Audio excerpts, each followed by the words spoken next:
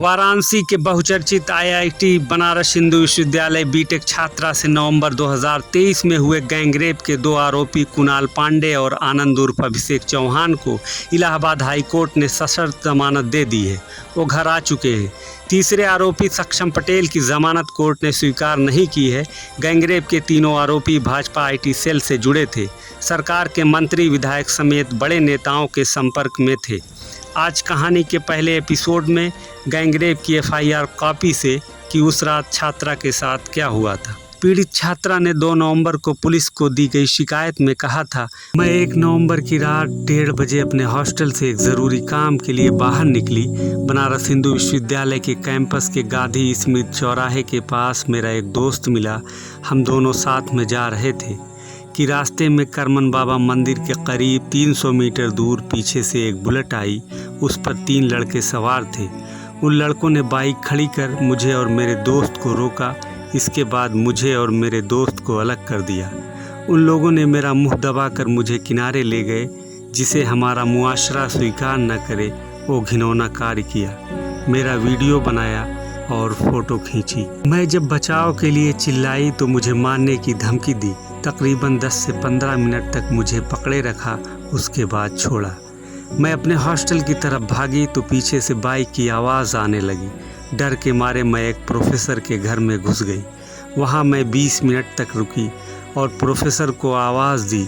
Professor ने मुझे gate तक छोड़ा। उसके बाद पार्लियामेंट सिक्योरिटी कमेटी के राहुल राठौर ने मुझे आईआईटी बीएचयू पेट्रोलिंग गार्ड के पास लेकर पहुँचे, जहाँ से मैं अपने हॉस्टल तक सुरक्षित आ पाई। तीनों आरोपियों में से एक मोटा, दूसरा पतला और तीसरा मीडियम हाइट का है। इस जघन्य वारदात को अंजाम देने के बाद तीनों आरोपी मध्य प्रदेश भाग गए थे, जहां उस वक्त मध्य प्रदेश विधानसभा का चुनाव चल रहा था। वहीं प्रचार कर रहे थे और करीब 1.5 महीने तक वहीं शरण पाकर रहे। तीनों आरोपी जब वाराणसी पहुंचे तो वाराणसी पुलिस एक्टिव हुई और करीब 60 दिनों के बाद ये पकड़े गए। इस केस के लिए एसटीएफ, क्राइम ब्रांच और सर्विलांस सहित कुल 6 टीमों को लगाया गया था। इस पुलिस टीमों ने बीएचयू कैंपस और कैंपस के बाहर लगे सीसीटीवी फुटेज की जांच की थी। आईआईटी बीएचयू छात्रा से गैंगरेप के तीनों आरोपियों की सुनवाई Varanasi fast track court POCSO में चल रही है। जुलाई में ही तीनों आरोपियों ने कोर्ट में जमानत की याचिका लगाई थी। अभियोजन के विरोध करने पर तीनों आरोपियों कुणाल पांडे, आनंद उर्फ अभिषेक चौहान और सक्षम पटेल की जमानत खारिज हो गई।